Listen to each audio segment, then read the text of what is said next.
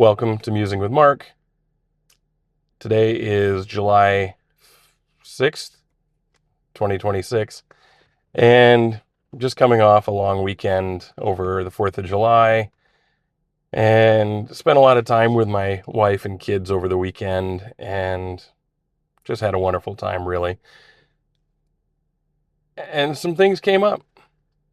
Conversations with my 8-year-old, soon to be 9, on the car ride home last night from being out to dinner. He was asking questions about politics, not specific things in politics, but like what's the two parties that are most common, the Democrats and the Republicans, and kind of what's the difference. And then he was saying, well, the president's in charge of making laws. We had to correct that. No, he's not. He is the head of the executive branch of the government, and then there is also the judicial and the legislative. And we talked about what those are supposed to do. And we tried to explain some of the differences, at least, between the beliefs and stances taken by the Democrats and the Republicans. And more important to us than teaching him the difference was teaching him that he should figure out what he believes, where he stands on different issues in life, not at 8 years old, but just as he grows up. I think it's most important he knows where he stands, and then you can align yourself with whatever party is most aligned with your personal beliefs. I believe that is the way to do it. I don't believe you should raise somebody and say, well, we're this party, so you need to believe what this party says. I think that's backwards. And I get the impression that's happened a lot. I feel like a lot of people in our world today believe what they believe because they've been told to, as a part of belonging to a group. I've been told I'm part of this group. They tell me what to believe. That's what I believe. And I think that's backwards. I think it is, you should learn about issues, study the history of them, take your personal experience, your background, your belief, your faith, if you have one, and figure out where you stand on issues, and then support a party that actually is aligned with your beliefs. The other part was teaching him kindness and love for people, regardless of their beliefs or political affiliation. People are people first. They're not Republican and Democrat first. That is not the way I want him to look at the people around him. I don't want him to look at us that way necessarily. I don't want him to look at mom and dad and say, oh, well, they are this political party or that political party. They belong to this group, so they must be right or they must be wrong, and let that color his beliefs. That's not really what I want. So we teach him acceptance and kindness of people who believe different than us. That doesn't mean to accept what they believe. It means accept the people. Our world has a real problem with that these days. It's simply, if you don't believe what I believe, then I can't accept you as a part of my life. Our country is falling apart in ways because of that. I'm American. We celebrated Independence Day, 250 years of history of this great country. I just turned 49, so I've been alive for almost 20% of the history of this country. That's crazy to think of it in those terms. 250 years may sound like a long time, but when you realize you've been alive for a fifth of it, I've seen one fifth of the history of this country, but I learn about what the other four fifths have been, how far this country has come. Humble beginnings, colonists, settlers, the growth of this nation from 13 colonies into an actual independent, self-governed nation, which then grew and grew and grew, both in size and people and also in power. And so much has changed. And now the United States of America is probably the most powerful country in the world,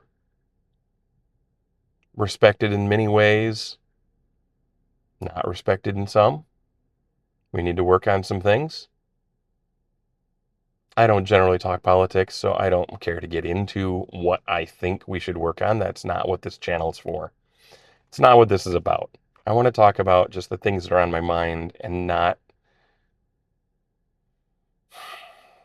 tell other people what to do or what to believe. That's not the point here.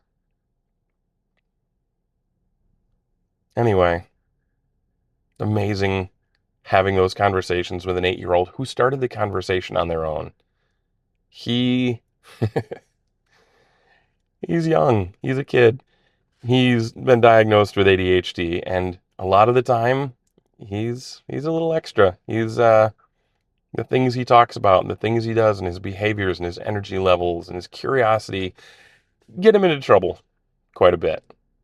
But man, sometimes on car rides, I don't know what it is. It's always these car rides. Or, of course, like most kids, it's 5 minutes before bedtime. He comes out with the most amazing questions. I go, where was this during the daytime when we had all day to talk about it? He can drive me crazy, and he can just leave me in awe of how his little brain works. But it goes to show they're listening to everything. And they understand more than you think. And yeah, he's got a bright future. So that was a great conversation I had with him last night. And then, completely different topic.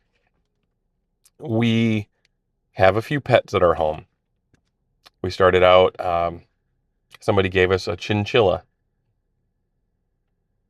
2 or 3 years ago now. One chinchilla, very cool. Interesting pet, never had one. He's neat. Eventually, well, I'll rephrase that. My wife decided to add a couple of guinea pigs to our family. I think I've done a video about this before, actually, about having all the pets and how my wife and I didn't agree on adding pets, and yet she did it anyway. Um, so we got 2 guinea pigs, and after a few months, one of them died, so we are down to one. He's pretty cool. And then she decided they needed rabbits. One of the teachers at my boy's school has a lot of farm animals and was breeding some and bred some rabbits and had babies they needed to get rid of. And my wife got that idea in her head. Oh, we should get a couple of bunnies. So we got a couple of bunnies when they grew up. And she tried breeding them with someone else's bunnies, and to no success. We had been told ours were 2 females, but as it goes, we had a boy and a girl. And after enough time had passed, they figured out how to be a boy and a girl bunny and do what bunnies do. So we had a batch of babies. A couple of them died very young, and after a while, I guess we were left with 3. One of them was kind of the runt, and we lost that one several weeks ago, and our boys struggled with the loss of that one. They named it Yoshi, and seeing one of the cute little baby bunnies die, experiencing that loss was really hard for them, which is hard for me. It's hard for my wife. Nobody wants to see a pet die. Nobody wants to see an animal suffer or anything. Shouldn't want to. And time passed. We were left with the two adults, and there were two babies left that were growing, doing great. Fast forward to last night, my wife was out doing chores after we came home, and she came walking in with one of the babies in her arms, and something just didn't seem right. I couldn't figure out exactly what it was, but there was a look on her face, and she said, "I think this bunny is dying." She had fed the other rabbits in the pen. There was the mom and the two babies in there together. And this baby just sat in a corner facing away from the food bowl, didn't come running over. The other two went, straight to the food and started eating, and this one just didn't. She said, "That's not right." So she brought it in and started looking things up online, and there wasn't a lot to figure out, really. The bunny was barely moving, was breathing, and was awake and everything, but wrapped it in a blanket and put some food and water by it in case it wanted something. But by the time we went to bed, I'm pretty sure he had already died. And when I got up during the night and checked on him, I'm pretty sure he was already dead. And our boys were very sad. They were both crying, and it's heartbreaking for them, and that's heartbreaking for parents. Mom and dad don't want to see their kids hurting. But I think losing a pet might be the best introduction to loss and mourning that a kid can have. They experience it. They go through it. And they learn how to move on. And I think it's easier to lose a pet than it would be to lose a family member, an actual human family member. And, our boys are lucky enough to have great grandma and grandpa, and then a couple sets of grandparents. The great grandparents on my wife's side and my parents happen to be the same age. And right now they're all pretty healthy, but we know somewhere in the future we will lose them. And my kids are going to go through that. And I don't know. I don't know what that'll be like. It depends a little on the situation and how old they are, but I think knowing that they've been through loss and mourning of a loved one, even if it's an animal, is good preparation. It's I don't know. It won't make it easier, but just that they've been through it, they know you're okay on the other side of it. It just hurts for a while. The memory still hurts. You can love something even after it's gone.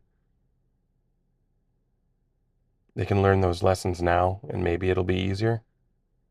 But, those are just a couple experiences I had yesterday that I thought were worth sharing.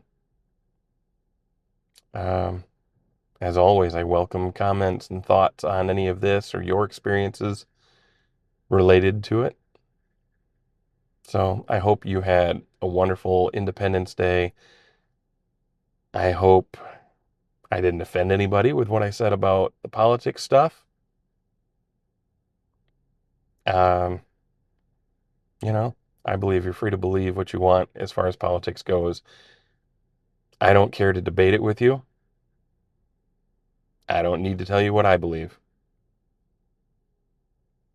Politics is personal, and that's how it honestly should stay. It doesn't need to be public.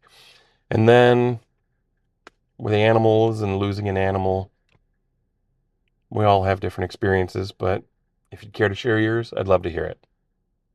Thanks for listening. Have a great week. Bye.